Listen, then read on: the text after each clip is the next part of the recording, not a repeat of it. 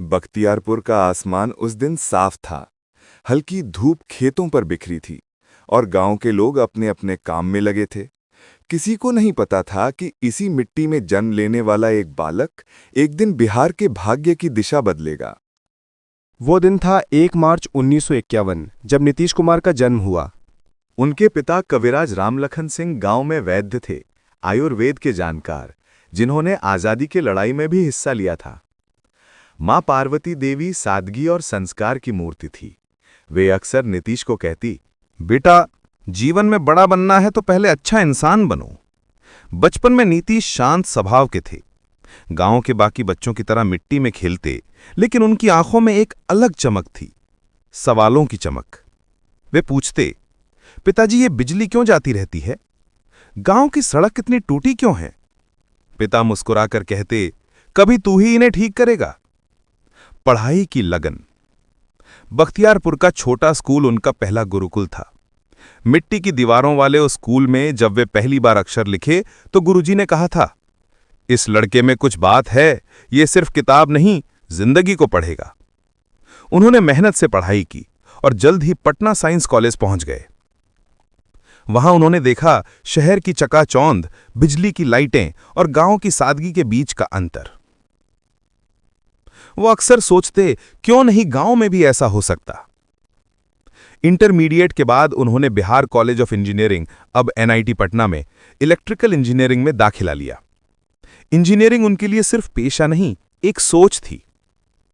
अगर बिजली लोगों के जीवन को रोशन कर सकती है तो शासन क्यों नहीं? कॉलेज के दिनों में वे एकदम अनुशासित और ईमानदार छात्र माने जाते थे। न राजनीति, न शोर शराबा, बस किताबें और काम। लेकिन इतिहास शायद उन्हें खुद बुला रहा था। नौकरी और पहला सवाल। पढ़ाई पूरी होते ही उन्होंने बिहार स्टेट इलेक्ट्रिसिटी बोर्ड में नौकरी कर ली। पहली तनख्वाह मिली तो मां ने कहा, अब तो तू घर का सहारा बन गया। पर नीतीश के भीतर एक बेचैनी थी। वे देखते कि बिजली के खंभे लगते हैं, तारें खिंचती हैं, लेकिन गांव में अंधेरा जस का तस रहता है। एक रात उन्होंने ऑफिस की फाइल्स बंद की और खुद से कहा, मैं ये तार जोड़कर लोगों की जिंदगी नहीं बदल सकता। मुझे वो शक्ति बननी होगी जो सिस्टम को बदल दे। यहीं से उनके भीतर इंजीनियर से नेता बनने का बीज पड़ा। जयप्रकाश आंदोलन की पुकार। 1974। वो दौर था 1970 के दशक का। देश में जयप्रकाश नारायण का संपूर्ण क्रांति आंदोलन उठ रहा था। हर युवा के दिल में उबाल था, भ्रष्टाचार के खिलाफ, न्याय और आजादी के लिए। नीतीश भी उस लहर से अछूते नहीं रहे। वे पटना के छात्र आंदोलनों में शामिल हुए। सफेद कुर्ता पायजामा पहने, हाथ में किताबें और दिल में विचार। उनकी पहचान बनने लगी संवेदनशील लेकिन दृढ़ युवक के रूप में। जयप्रकाश नारायण ने जब कहा, युवा उठो, देश को बदलो, तो नीतीश ने सोचा, अगर मुझे कुछ करना है तो अब यही वक्त है। उन्होंने अपनी नौकरी छोड़ दी और जनता के बीच उतर पड़े।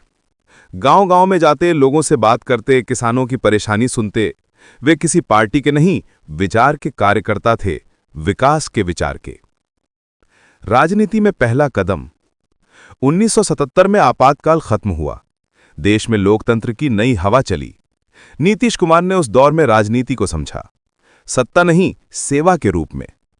पहली बार उन्होंने जनता पार्टी के मंच पर भाषण दिया। शब्द सरल थे, लेकिन भाव सच्चे थे।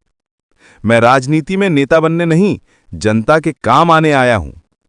लोगों ने ध्यान दिया, इस युवक में कुछ खास है। 1985 में उन्होंने विधानसभा चुनाव लड़ा। हालांकि वे हार गए, पर हिम्मत नहीं हारी। वे कहते, राजनीति में हार अंत नहीं, सीख की शुरुआत है। वे गांव लौटे, लोगों से मिले और कहा, मैं फिर आऊंगा, पर इस बार वादे लेकर नहीं, काम लेकर। नई सोच, नई शुरुआत। 1989 में उनका संघर्ष रंग लाया। वे पहली बार लोकसभा के लिए चुने गए। संसद की दहलीज पर कदम रखते हुए उन्होंने अपने पिता की याद की, बाबूजी, अब आपका बेटा बिजली के खंभे नहीं, जनता के सपनों को जोड़ेगा। दिल्ली में रहते हुए भी नीतीश का मन बिहार में ही बसता था। वे जब भी लौटते, गांव के बच्चे दौड़कर कहते, नीतीश भैया आए हैं। और वे सबको मुस्कुराकर कहते, तुम्हारा भविष्य उज्जवल बनाना ही मेरा काम है। कैसे नीतीश कुमार ने संघर्षों और राजनीतिक चुनौतियों के बीच मुख्यमंत्री बनने तक का सफर तय किया और कैसे बिहार ने एक नए दौर ने कदम रखा। संघर्ष, सत्ता तक का सफर और पहली बार मुख्यमंत्री बनने की कहानी। संसद की सीढ़ियों पर खड़े नीतीश कुमार उस दिन चुप थे।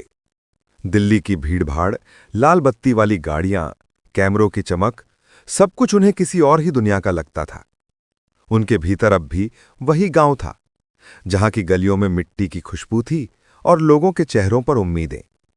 उन्होंने तय कर लिया था, मैं सिर्फ दिल्ली का नेता नहीं बनूंगा, बिहार की मिट्टी से निकला हूं, उसी के लिए काम करूंगा। राजनीति का नया दौर 1989 से 1999। 1989 में लोकसभा पहुंचने के बाद नीतीश कुमार ने राजनीति के असली रंग देखे। वो दौर था जब केंद्र की राजनीति अस्थिर थी, सरकारें बनती और गिरती थीं। नीतीश धीरे धीरे एक ईमानदार, कम बोलने वाले लेकिन तेज सोच वाले नेता के रूप में पहचाने जाने लगे। उन्होंने संसद में अपनी बातों से यह साबित किया कि वे मुद्दों पर गंभीर हैं। गरीबी, शिक्षा, ग्रामीण विकास और पारदर्शिता, यही उनके भाषणों का केंद्र थे। राजनीति के गलियारों में लोग कहते, नीतीश में कुछ अलग है, न क्रोध है न लालच, बस काम करने की आग है। 1990 के दशक में जब लालू प्रसाद यादव बिहार की राजनीति में छाए हुए थे, तब नीतीश कुमार एक वैकल्पिक सोच के प्रतीक बन रहे थे। उनका रास्ता कठिन था, लेकिन उन्होंने कभी जनभावना से समझौता नहीं किया। केंद्र सरकार में मंत्री और नई सीख 1990 से 2004। धीरे धीरे नीतीश को केंद्र में काम करने का मौका मिला। वे रेल मंत्री, कृषि मंत्री और सतर्कता मंत्री जैसे अहम पदों पर रहे। रेल मंत्री रहते हुए उन्होंने कुछ ऐसे कदम उठाए जो आज भी याद किए जाते हैं। महिलाओं के लिए अलग कोच की शुरुआत, ई-टिकटिंग प्रणाली का विकास और रेलवे सुरक्षा को प्राथमिकता देना। वे कहते थे, रेल सिर्फ गाड़ियों का तंत्र नहीं, देश की जीवन रेखा है। दिल्ली में काम करते हुए भी बिहार की हालत उन्हें बेचैन करती रहती थी।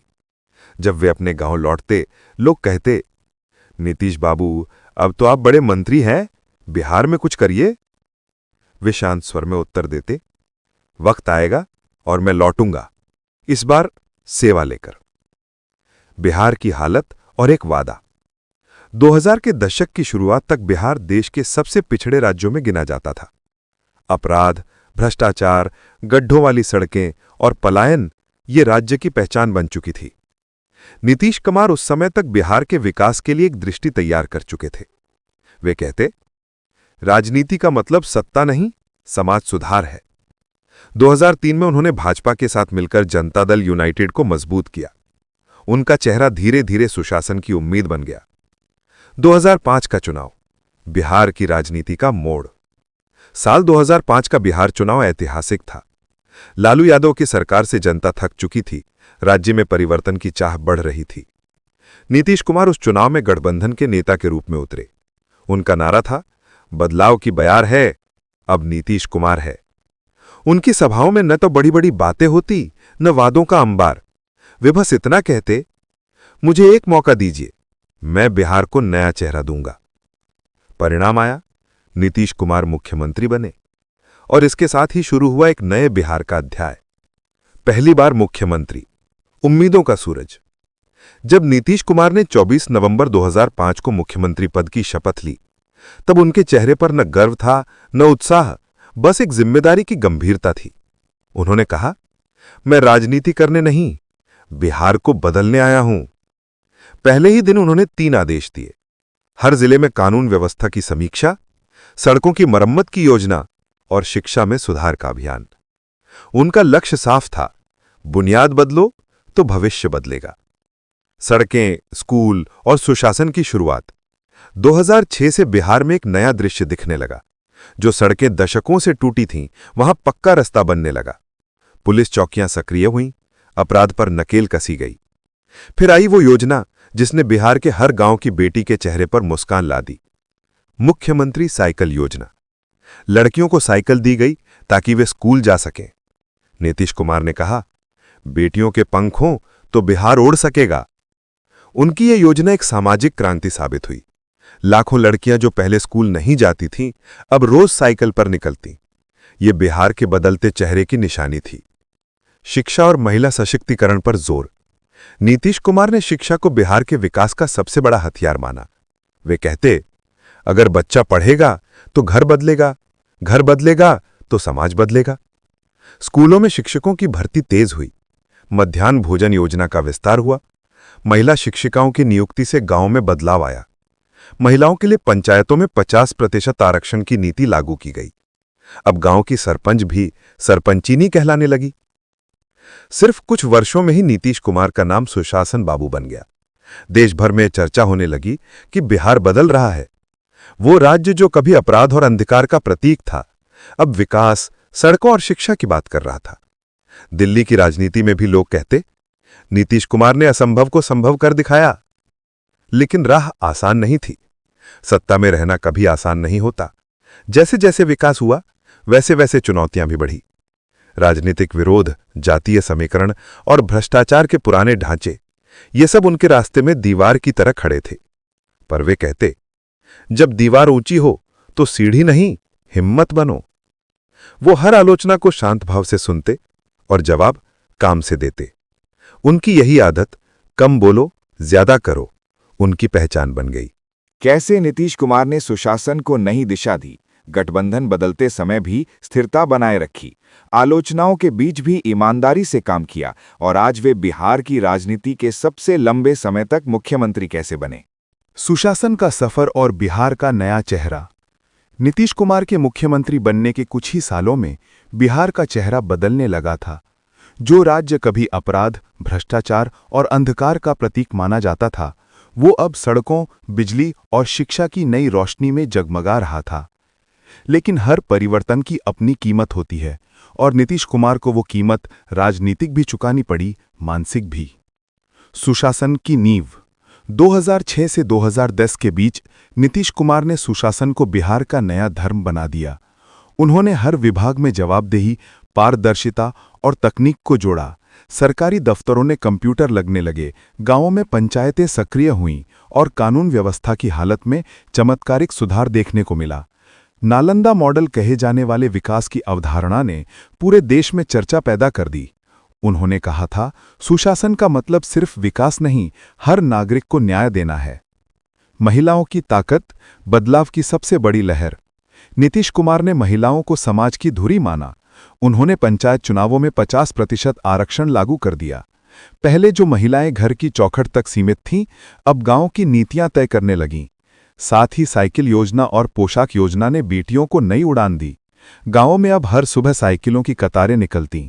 बेटियां स्कूल जाती और लोग कहते, ये नीतीश की क्रांति है। 2010 तक बिहार में महिलाओं की शिक्षा दर लगभग 3 गुना बढ़ चुकी थी, और इसी बदलाव ने नीतीश को समाज सुधारक की पहचान दी। बिजली, सड़क और पानी, 3 वादे। नीतीश कुमार जानते थे कि विकास की जड़ें बुनियादी सुविधाओं में होती हैं।